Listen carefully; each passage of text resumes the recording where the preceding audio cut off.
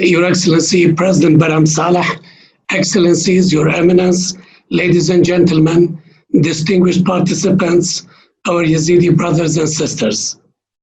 Warm greetings from Erbil to all of you. Thank you for inviting me to participate in this conference. It is important that we remember the tragedies that took place, that we honor those who were killed and remember those who survived. We were all shocked to see the kind of brutality used against a civilian population in the 21st century. ISIS attacks against the Yazidi amounted to crimes against humanity, war crimes, and genocide. But beyond the shock, we must do our utmost to heal the wounds of the survivors, seek justice for the victims, and find an inclusive and peaceful future for the next generation of Yazidis. I'm encouraged to see many people from around the world participating in this conference. This is an indication that we all stand by you and we are together in this effort.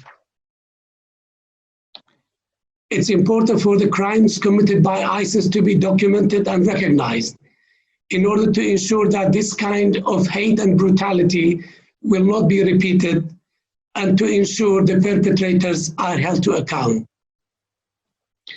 I'm impressed by the name you have chosen for the conference, Bridging the Gap Between Terror and Humanity, which is truly a future-oriented approach.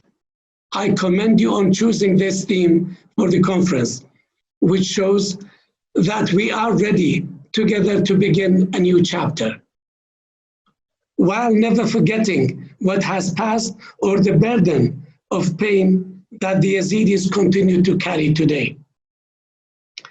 The Yazidis faced evil and villainy in the form of ISIS in August 2014, and they continue to bear the scars of that trauma.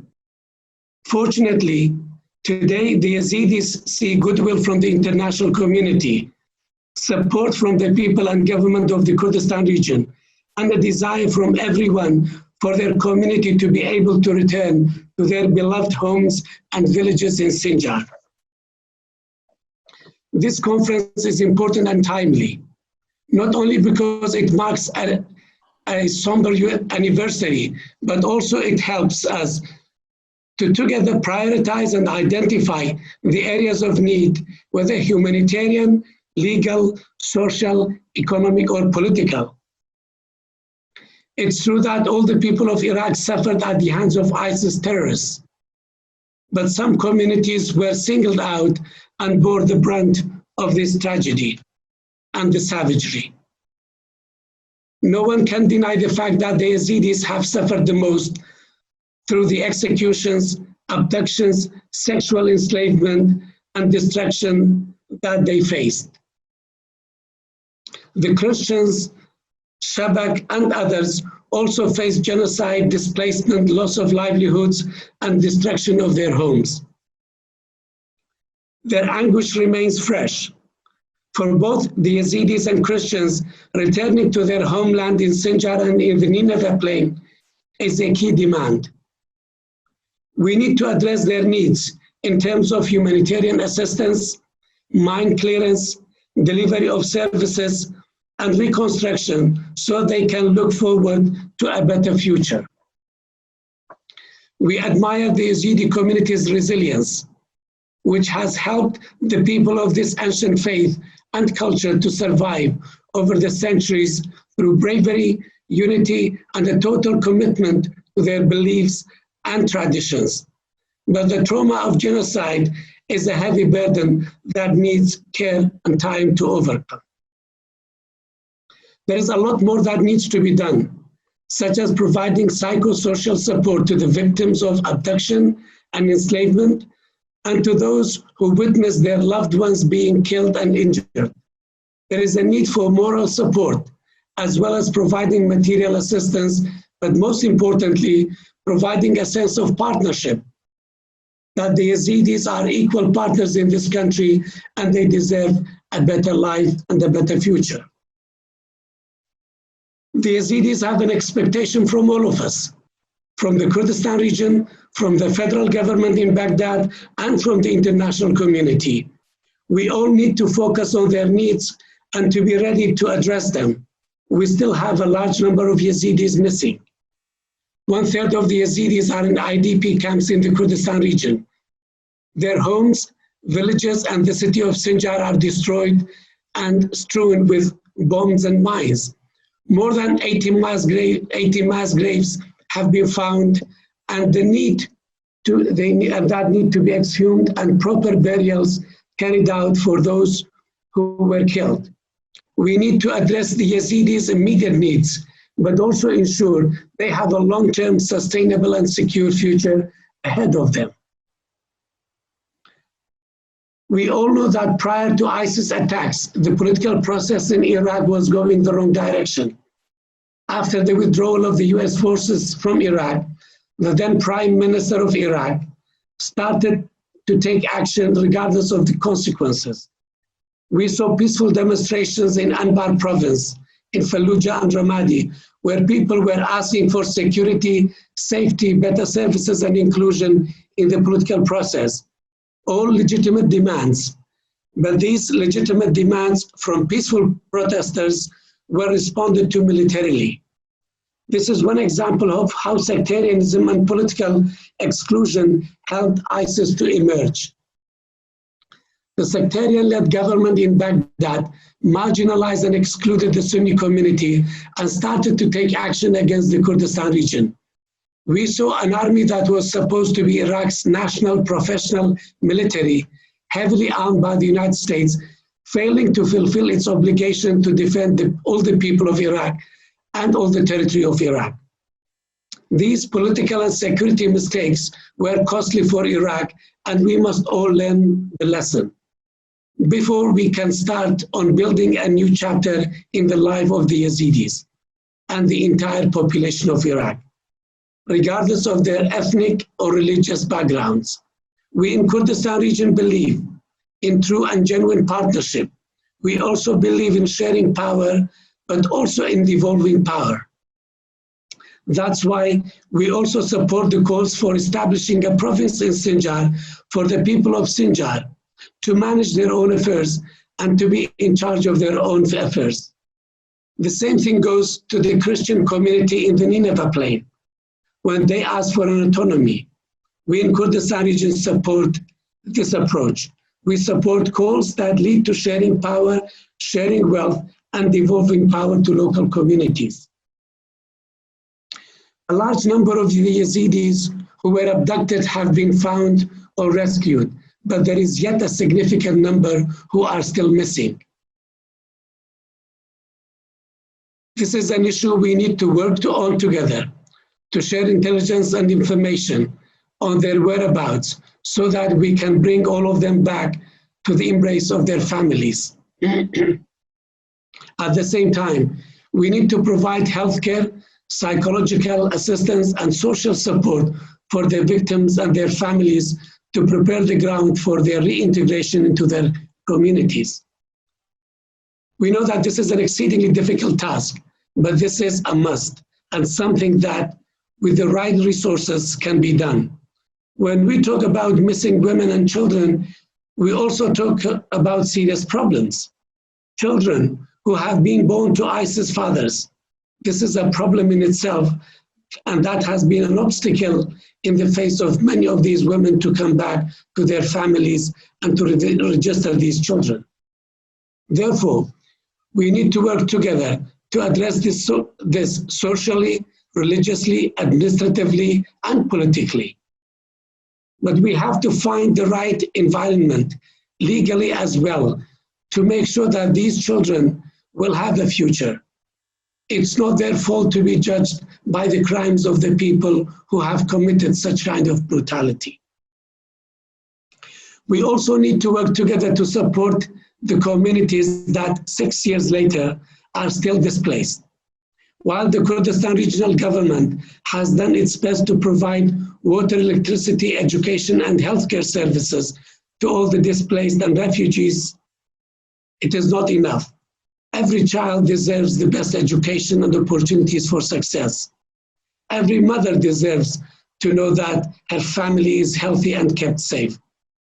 Kurdistan region's population of 5 million is supporting a total of 1.1 million refugees and IDPs from Syria and displaced people from the rest of Iraq, including the Yazidis and Christians. Up to 70% of the cost of caring for them is borne by the KRG, while the rest is provided by friendly governments and NGOs. We are grateful for that assistance, but more is needed, especially at this time when our country is suffering and we are still living under the shadow of the pandemic. Those living in the camps are more vulnerable to contracting the coronavirus, keeping in mind that social distancing and practicing protective measures are not always possible when living at close proximity to one another. The governments of Erbil and Baghdad and our international partners have a collective responsibility to help protect the displaced community against COVID-19 and to ensure that aid communities to reach the most vulnerable families. The displaced families need assistance, whether they are in camps or living within the host community. But at the same time, we need to make sure that we have a long-term plan for their safe, voluntary, and dignified return to their homes. These communities will not be able to go back unless they have security, basic services, the prospects of a livelihood, and a sense of control over their own destiny. Some have called for a greater say in the administration security of their home areas. We back any step that would bolster the stability and long-term sustainability of the Yazidis, Christians, Shabaks, Kakis, and other components who feel under threat. One of the highest challenges in rebuilding is rebuilding trust. Many Yazidis and Christians fear returning to their places of origin because often it was their neighbors who turned them over to ISIS or joined ISIS themselves. How can the Yazidis be expected to feel safe when some of the people of the next village were involved in killing or raping their loved ones? Rebuilding a sense of community, educating people across Iraq to accept each other and to live together in peace and shared prosperity is ultimately the way forward. But it's a long and arduous process that requires commitment from all sides, tenacity, and the support of our international friends. The Kurdistan Regional Government has spared no effort to improve our education system so that children learn about different faiths. Not only Islam, it has supported the building of churches and Yazidi temples. It has supported and has promoted the principle of religious freedom and peaceful coexistence. Kurdistan region is ready to work closely with Baghdad to address these issues in order to secure stability and to build a lasting peace. The culture of religious freedom and harmonious coexistence must be prevalent in all aspects of life in Iraq, in our politics, society, and economy, and it should touch every corner of our country. Kurdistan region is ready to coordinate with Baghdad, with the Governorate of Nineveh, as well as with the Yazidi and Christian communities on the issue of security. As far as security is concerned, it's important for all foreign militia and armed groups to be out of Sinjar, so that Erbil and Baghdad can work together to provide security to the local population in Sinjar. In this process, we need a heavy engagement of United Nations Assistance Mission in Iraq, UNAMI, and all other UN agencies and donor countries who are in Iraq in order to help the reconstruction of these areas. We need better cooperation between Erbil and Baghdad and our partners in the international community.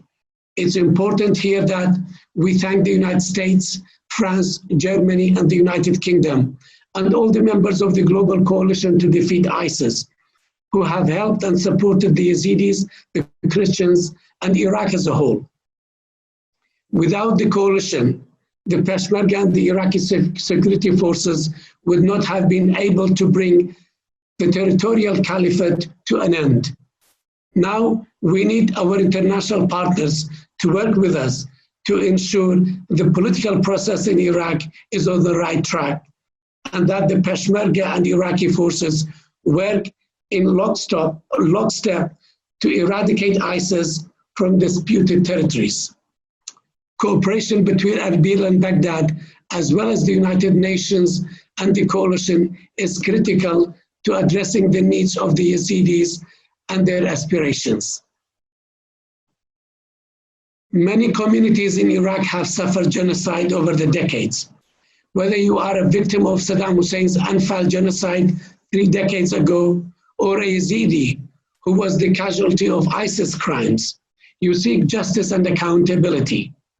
When we talk about seeking justice and bringing perpetrators to justice, it's important that Erbil and Baghdad work closely with each other, but at the same time, cooperate and work with United Nations investigation team led by Special Advisor Karim Khan. This is important for the Yazidis and Christians and for all the Iraqi communities, but at the same time, to the international community that justice is taking place. Achieving justice is essential. To bring the perpetrator to justice for committing genocide is an important part of the healing process for the victims, for the country as a whole. Without justice, there cannot be reconciliation.